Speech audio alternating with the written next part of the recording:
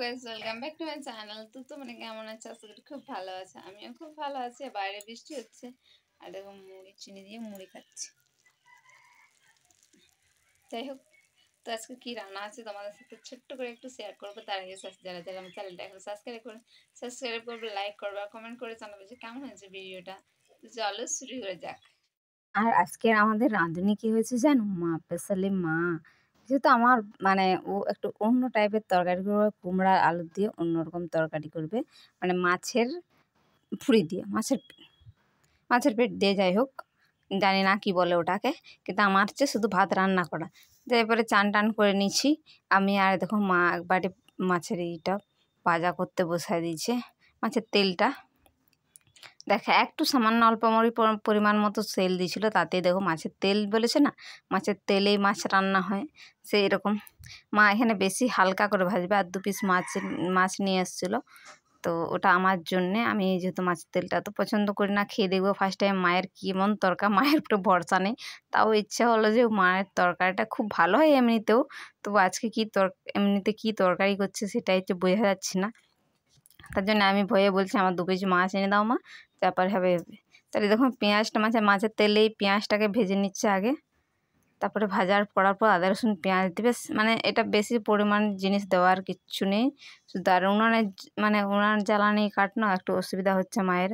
দেখো জালও দিচ্ছে, এদিকে রান্না করছে। কত কষ্ট করলে রান্না বান্না করে। আর আমরা যখন কাজে চলে যাই না, তোমাদের দাদা ভাইয়ের আমি, মায়ে করে মায়ের জন্য অবশ্যই সবাই লাইক বলেছে না, মায়ের হাতে রান্না কমেন্ট করে যাবে যে মায়ের রান্না করুন। মা একটু ইউনিক স্পেশাল করছে, তার জন্য আমি মায়ের ভিডিওটা করে নিচ্ছি।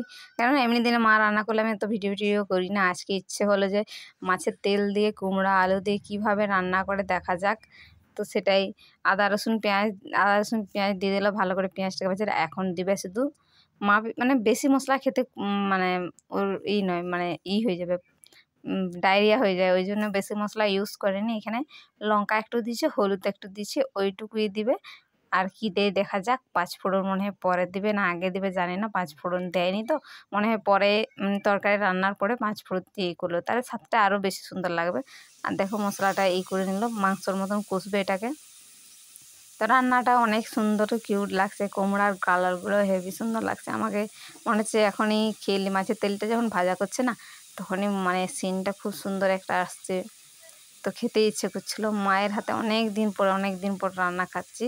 মানে মা ভাত রাঁধতো আগে, তরকারিটা আমি রাঁধতাম। আজকে কি মনে করলাম জানো, যে তোমাদের কিছু স্পেশাল কিছু দেখানো হবে, আমিও কিছু একটা শিখবো। আমি যেহেতু মাছের তেল দিয়ে কুমড়া আলু দিয়ে রান্না জানি না, মায়ের কাছে সব কিছু শেখা। আগে আমার শ্বশুরমশাই যখন ছিল, শ্বশুরমশাই রাঁধে খাওয়াতো আমাদেরকে, আমিও মানে বাবার কাছে কিছু একটু শিখেছি।